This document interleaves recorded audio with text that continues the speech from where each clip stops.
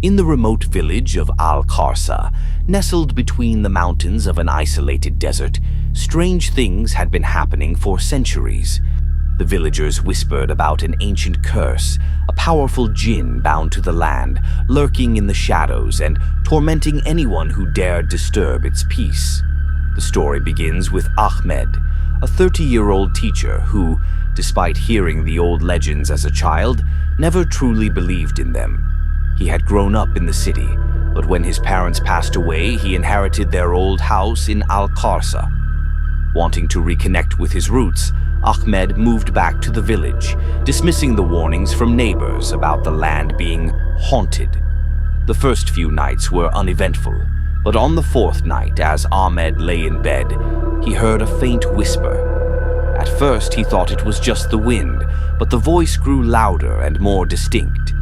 It wasn't speaking in a language he could understand, but it was undeniably human-like, yet distorted, guttural, as though spoken by something ancient. He brushed it off as his mind playing tricks on him, until the next night. The voice returned, but this time it was closer, clearer. The whispers echoed through the house, and then came a loud knock at the front door.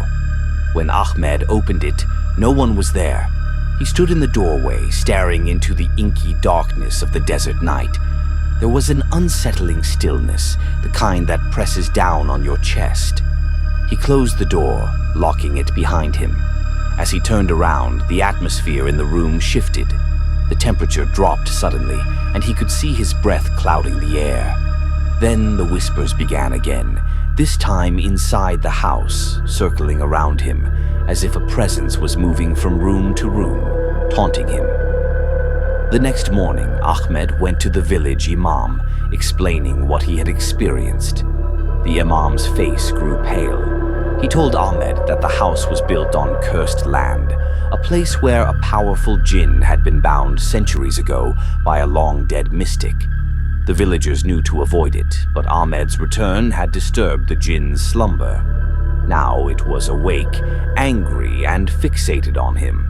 The imam offered to perform a prayer and blessing at the house, but warned that Jinn were ancient and powerful beings.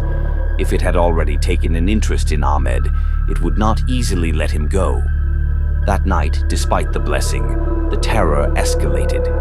It began with scratching sounds coming from the walls, the ceiling, and the floor, as though something was clawing its way toward him. Then the whispers returned, this time calling his name.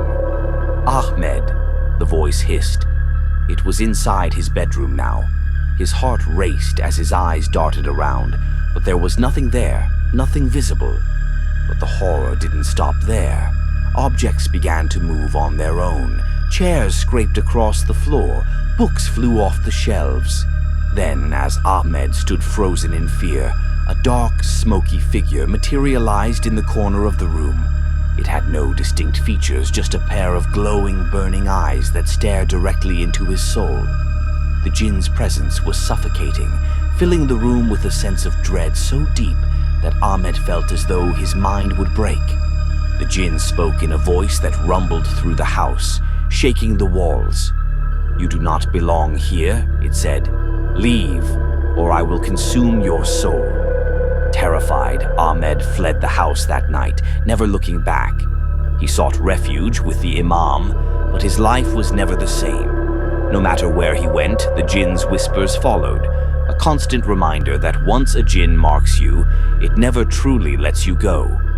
Years later, the villagers of Al-Qarsa would tell the story of the teacher who had come to live in the cursed house, only to vanish mysteriously one night. Some say he lost his mind, others believe the Jinn finally claimed him. But the truth remains buried in the whispers of the desert wind, where the Jinn still waits for its next victim.